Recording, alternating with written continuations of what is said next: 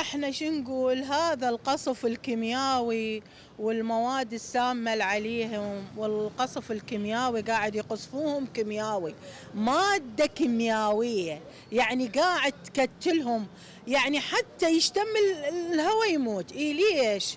شنو السبب؟ شنو خطية ذولي؟ يعني شنو يريدون الأرض؟ ليش ما يواجهوهم ويعرفون منو السبب؟ منو يعني شنو اللي يريدونه منهم؟ ليش ما يواجهوهم وجه بوجه؟ ليش دا يضربوهم عشوائي وسامة وقتل؟ يعني كلها سامة هاي، يعني كيميائية.